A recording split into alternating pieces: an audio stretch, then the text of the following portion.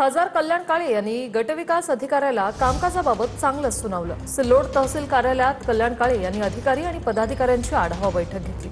यावेळी एका पदाधिकाऱ्याने घरकुल योजनेतील कथित गोंधळाबाबत गटविकास अधिकारी रत्नाकर पगार यांना जाब विचारला।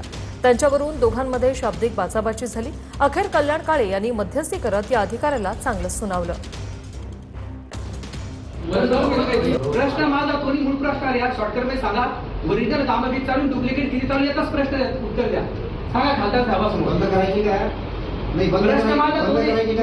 ठराविक माणसं दबाव ऐका तुम्ही आम्हाला धमकी नका देऊ। ठराविक माणसाचा दबाव ठराविक माणसाचा दबाव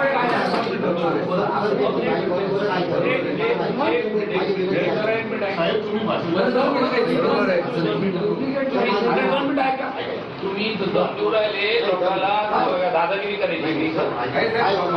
पहिल्यांदा तुमचा आवाज खाली करा।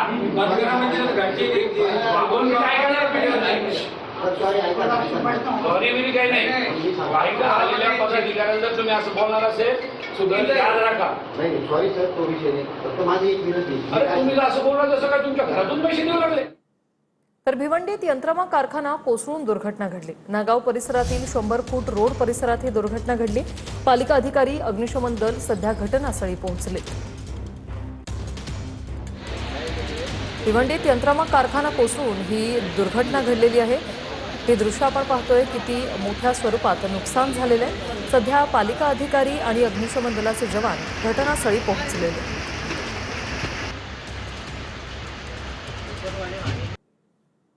एक महत्त्वाची बातमी। राज्यातील 102 तरुण पाकिस्तानी गँगस्टर शहजाद भट्टीच्या संपर्कात। भट्टीच्या संपर्कात आलेल्या सर्वांची एटीएस कडून चौकशी सुरू आहे। भट्टीच्या साथीदारांकडून तरुणांची दिशाभूल करण्यास सुरुवात झाली। सोशल मीडियावरून भट्टीच्या साथीदारांची तरुणांशी मैत्री होते।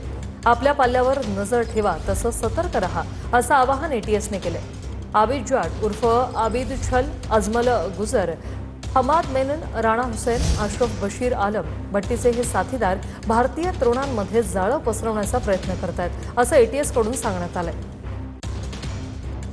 राज्यभरात एटीएसनं धाडी टाकत पाकिस्तानी गँगस्टर शहजाद भट्टीच्या संपर्कातील 150हून अधिक लोकांची चौकशी केली आहे। मुंबईसह छत्रपती संभाजीनगर, जालना, नागपूर, गडचिरोलीसह अनेक ठिकाणी एटीएसनं धाडी टाकल्यात। महाराष्ट्रातील काही तरुण सोशल मीडियाच्या माध्यमातून लाहोरमधील हस्तकांच्या संपर्कात असल्याची गुप्त माहिती मिळाल्यानंतर एटीएसनं कारवाई करत मराठवाड्यातनं 15 संशयितांना ताब्यात घेतलं। या संशयितांची 10 तास कसून चौकशी करून त्यांना सोडून देण्यात आलंय। या संशयित 15 जणांचे मोबाईल फोन्स आणि इलेक्ट्रॉनिक उपकरणांचीही कसून तपासणी करण्यात आली आहे। गुरुवारी मध्यरात्रीपासून एटीएसनं राज्यभरात छापेमारी केली आणि राज्यातले 102 तरुण एटीएसच्या रडारवर आहेत। पोलिसांच्या स्पेशल सेलनं बुधवारी शहजाद भट्टीशी संबंधित कथित 2 गट उद्ध्वस्त करून दिल्ली आणि पंजाबमधून 6 संशयितांना अटक केली होती। त्यानंतर महाराष्ट्रात या धाडी टाकण्यात आल्या।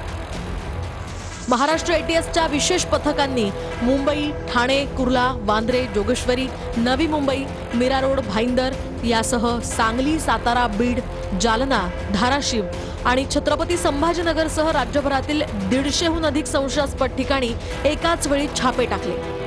राज्यामध्ये 150च्या वर अनेक एटीएसने खूप मोठी कारवाई केली आहे।